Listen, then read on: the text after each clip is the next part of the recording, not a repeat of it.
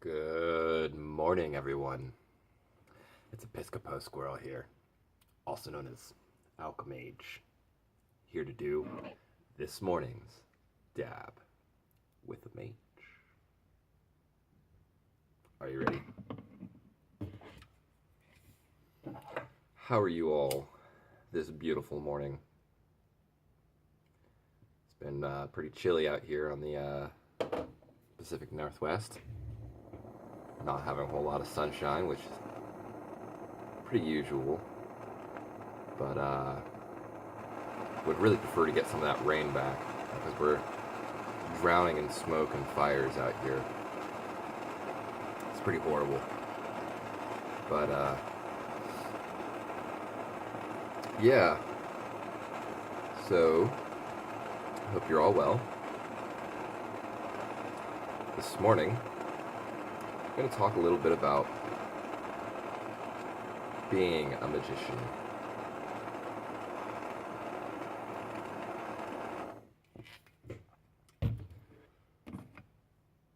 So let's get our minds right so we can carry on this wonderful conversation. Cheers.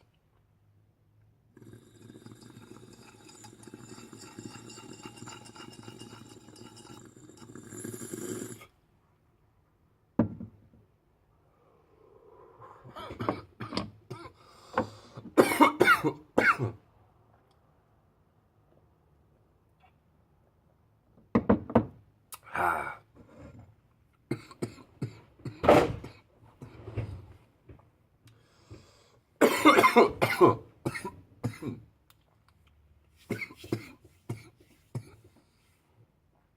So,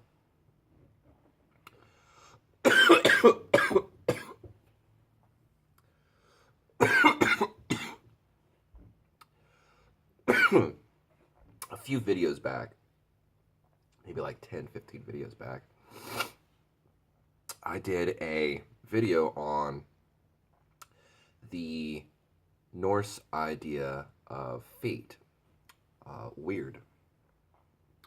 And within the Norse belief,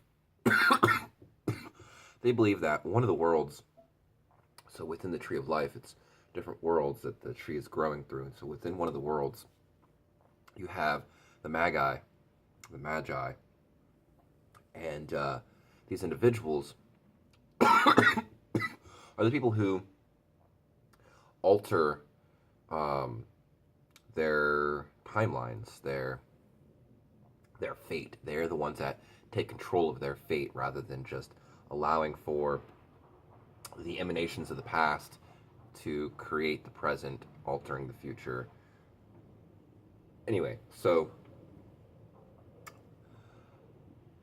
a magi, in my opinion, is just that. It's someone who takes their own fate into their own hands and no longer relies on, sorry, I'm dropping stuff over here, no longer relies on the traditional means of furthering one's life, just following the path before them.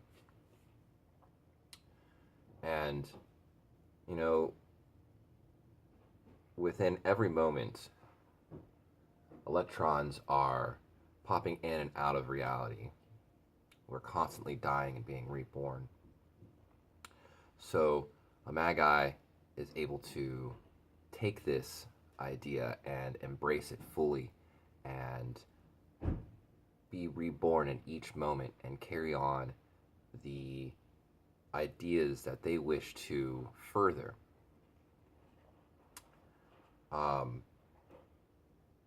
Magi are, they study multiple different fields. A big field that they tend to study is psychology. Psychology allows you to really understand yourself and how you interact with your environment. And sorry, one of my neighbors just got home. I live right next to the parking lot, so it's kind of annoying and distracting, especially when you have ADD. So, So Magi are, it's like I said, it's taking control of your own fate, altering your own fate. Now, this doesn't mean that you can't alter another's fate, because by altering your own, ultimately you're altering others. So, um,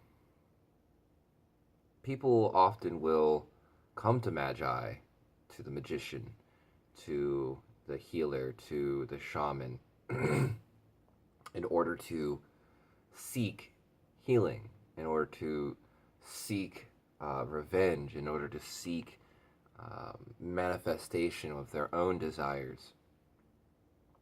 And I say, great, that's cool. It's always welcome to have another individual recognize your power.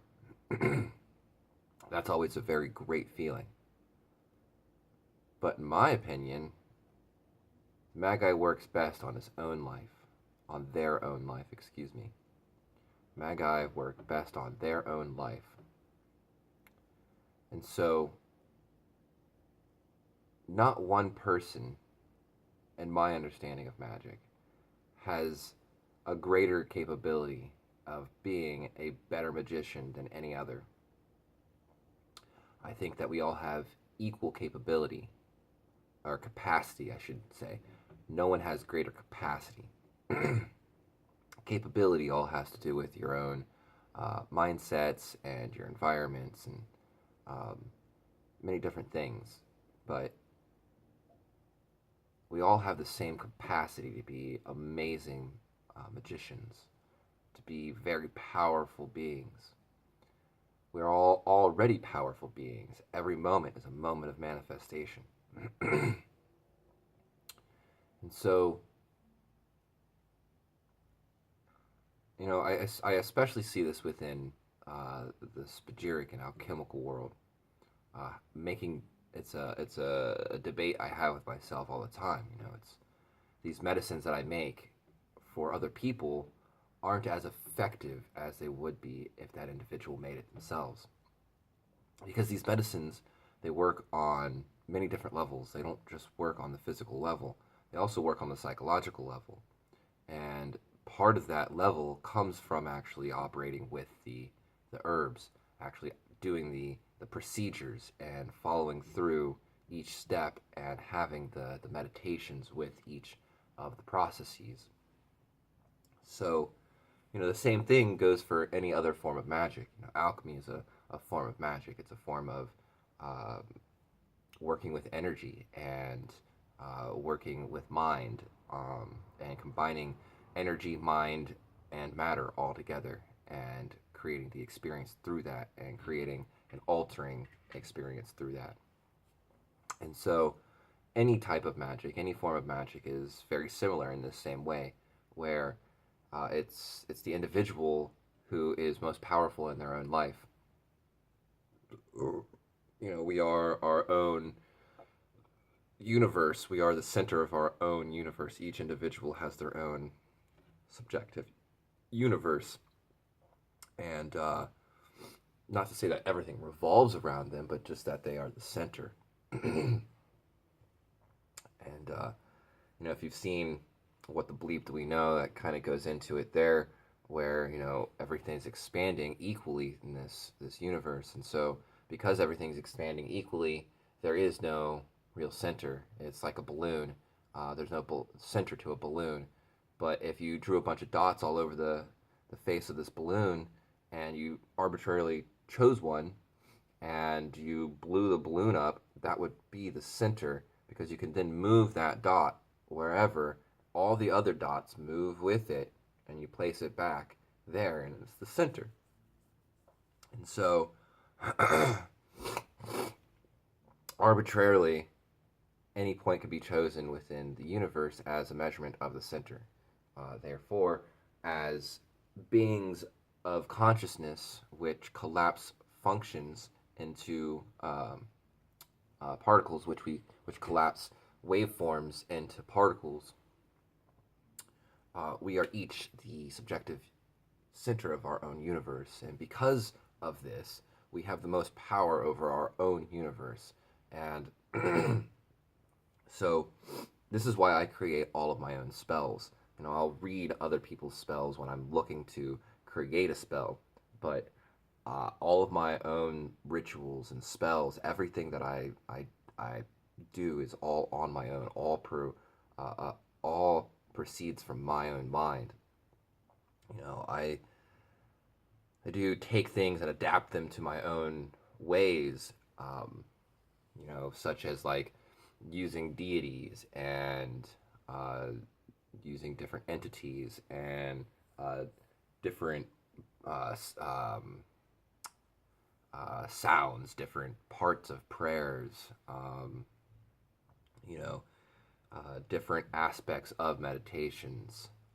These are all things that I adapt into my own spells, and I believe that this makes them that much more powerful because it is my own work. It is all of my own mind that is powering these experiences, these spells, these rituals, these meditations, and so I'm not relying on another individual's experiences. I'm not relying on another person's path working. I'm not relying on another individual. I'm relying on myself and the creativity that I possess. So, it's a little bit about being a magician. I hope that after seeing this video, some of you reconsider your stances on magic and perhaps delve down the road. But if you're already here watching Dabbing with Mage, then you're probably already partially on the road. Unless someone has suggested this to you in order to help get you onto the road.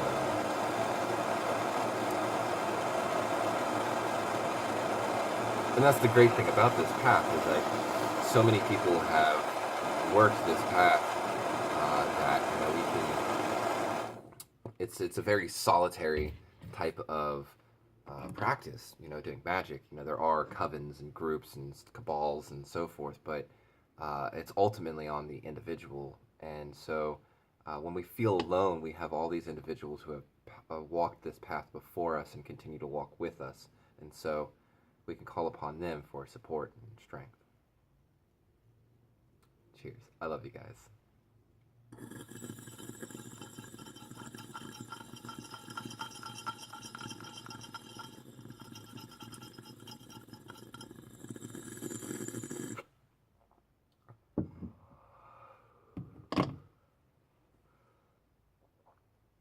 Have a blessed day.